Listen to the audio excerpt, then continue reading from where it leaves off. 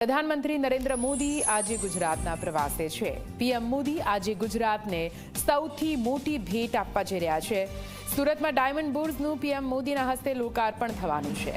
Surat airport ટર્મિનલનું લોકાર્પણ પણ પ્રધાનમંત્રી નરેન્દ્ર મોદી કરશે। સવારે 10:30 વાગે પીએમ મોદી સુરત પહોંચી જશે।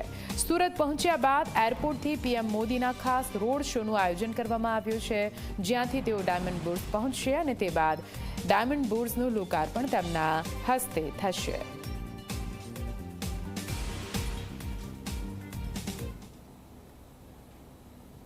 આજે સુરત શહેર, દક્ષિણ ગુજરાત અને ગુજરાતના નાગરિકો માટે એક અતિ મહત્વનો દિવસ છે। સુરત શહેરના નાગરિકો એમના માટે આજનો દિવસ એ ઐતિહાસિક દિવસ છે। સુરત શહેરમાં દેશના લોકપ્રિય પ્રધાનમંત્રી આદરણીય મોદીજી જ્યારે પધારી રહેલા છે, સુરત શહેરના નાગરિકોમાં મોદીજીને આવકારવા માટે, એમના સ્વાગત માટે સૌ લોકો થનગની રહ્યા છે।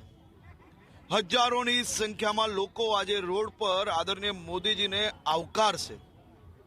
આજે સુરતના નાગરિકો માટે મોદી સરકાર દ્વારા સુરત શહેરના એરપોર્ટને એક્સટેન્શન કરવામાં આવ્યું અને આપણું સુરત, આપણા ગુજરાતના સુરત એરપોર્ટને આજથી સુરત ઇન્ટરનેશનલ એરપોર્ટ તરીકે ઓળખાશે।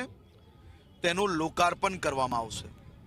સુરત શહેરમાં દુનિયાની સૌથી મોટી single largest commercial office centre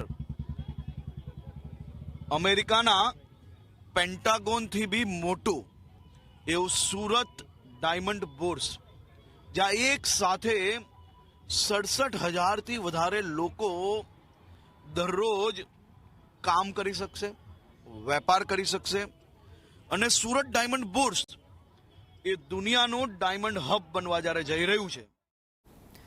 તો પ્રધાનમંત્રી નરેન્દ્ર મોદી આજે ગુજરાતની મુલાકાત